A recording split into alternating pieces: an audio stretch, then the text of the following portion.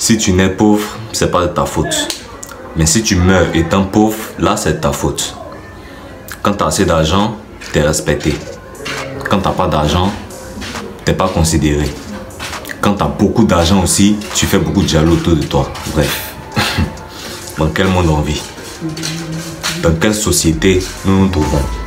Dans quel continent on se trouve aujourd'hui? En plein 21e siècle, on est confronté à plein de choses. Pas possible.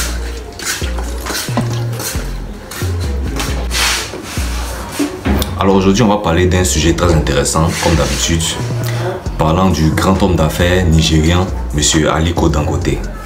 L'un des hommes d'affaires les plus riches du continent, les plus riches aussi du monde, du globe terrestre, de la planète Terre, pourquoi pas. Bref. Alors, pour ceux qui ne savent pas, M. Aliko Dangote, ce célèbre homme d'affaires entrepreneur réussi, est d'origine nigériane, qui est notamment né au Nigeria, dans un état appelé Kano. Voilà. Ayant eu aussi une enfance assez complexe, difficile, sur le plan financier, sur le plan professionnel, sur le plan aussi intellectuel, qui décida après ses études de se lancer dans les affaires. Chose qui ne fut pas facile pour lui, avec sa famille, tout ça. Parce qu'aujourd'hui, quand on parle d'un grand homme d'affaires, quand on parle de quelqu'un qui a réussi, on ne voit que son succès, mais on ne voit pas les sacrifices qu'il a fait pour accéder à ça, pour atteindre le niveau qu'il a atteint aujourd'hui. Quand je parle de sacrifices ici, ce sont les efforts fournis, les nuits blanches, le travail acharné, etc., etc. Pas ce que vous pouvez imaginer. Aller faire des rituels, ça, je suis pas en train de parler de ça. Tant bien même qu'il y a des personnes qui le font, mais ça reste à savoir si ce monsieur aussi a fait cela. Ça, moi, je ne sais pas. Ça, on le saura d'ailleurs, c'est entre lui et sa conscience. Mais l'élément essentiel ici, c'est de savoir. Moi, je tenais à donner mon avis aujourd'hui afin de voir comment est-ce que l'Afrique peut se relever, l'Afrique peut avancer au développement de l'Afrique. Si aujourd'hui l'Afrique veut se développer, comment est-ce qu'on peut avoir ce genre de mentalité? Quand quelqu'un réussit dans la famille, c'est cette personne qui devient la cible à abattre. Quelqu'un qui a travaillé toute sa vie, qui aujourd'hui est riche en termes de milliards, en dollars s'il vous plaît, décide aujourd'hui d'investir dans plusieurs domaines d'activité. Le pétrole, le gaz, les ressources minières, tout ça. Et profiter aussi à ceux qui n'ont pas d'emploi afin qu'ils puissent avoir un travail stable. Mais cette personne aujourd'hui est attaquée. Bon, il n'y a qu'en Afrique, il faut comprendre ça.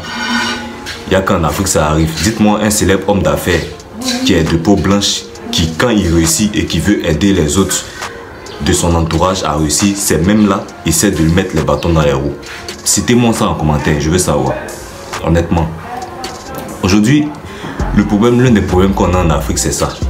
Le sentiment de jalousie, de haine, de tromperie, de culpabilité, histoire même de vouloir porter atteinte à la vie d'autrui. Comment est-ce que vous voulez que l'Afrique avance? Comment est-ce que vous voulez que l'Afrique soit respectée? Voilà. Un célèbre homme d'affaires aujourd'hui, qui, on va parler peut-être d'esclavage. Bon, ses frères ont été téléguidés par des personnes, comme on peut le dire, par des blancs. Et voilà, bon, même si cette information n'est pas vérifiée, mais quand même, si c'est vraiment certain que ces personnes ont été téléguidées pour porter atteinte à sa vie, ces personnes qui furent téléguidées sont aussi africains. Pourquoi ces personnes qui furent téléguidées n'ont pas dit, mais enfin, c'est quand même notre frère?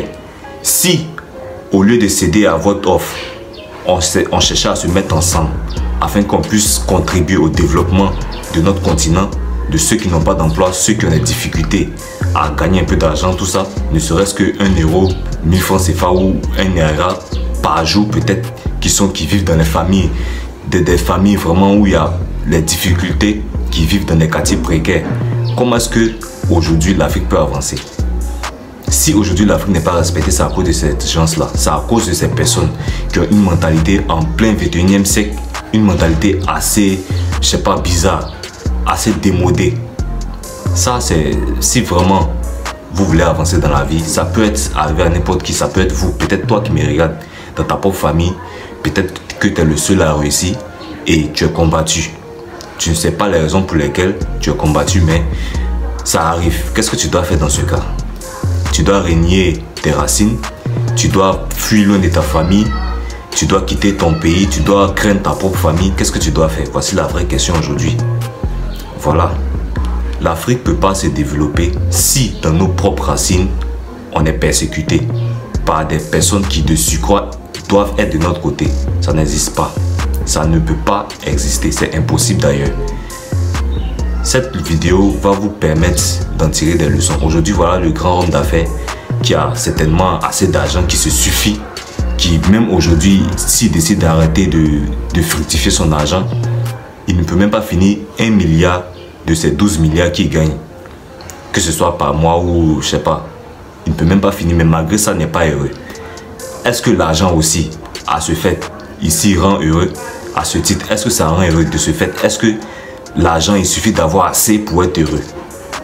À quoi ça sert d'avoir assez si quand notre entourage, ceux qui sont censés nous soutenir, nous protéger des attaques extérieures, sont ceux-là même qui nous combattent, qui nous persécutent, qui nous mettent des bâtons dans les roues? Africains, Africaines, réveillez-vous. L'heure est grave. Si on veut se faire respecter par les Occidentaux, si vous voulez vous faire respecter, vous voulez vous démarquer des autres, apprenez à aimer, à cultiver l'amour entre vous, dans votre famille, dans votre entourage. Cultivez l'amour. Oubliez la haine, la jalousie. Sortez de l'esclavage d'autrui. Quand on parle d'esclavage ici, c'est pas forcément le fait qu'on soit manipulé par les Occidentaux, non. L'Africain aussi a sa propre part de responsabilité. Quand on parle de l'esclavage, tu peux être esclavage de la jalousie. Par exemple, voici ce monsieur qui a assez d'argent, qui décide d'investir ici, ça et là, pour permettre aux autres d'avoir une certaine facilité de vie. Mais ce monsieur-là est aujourd'hui combattu par ses propres proches. Comment c'est possible? Ces personnes qui le combattent sont esclaves de la jalousie, de la haine. Et effectivement, c'est ça. De l'orgueil.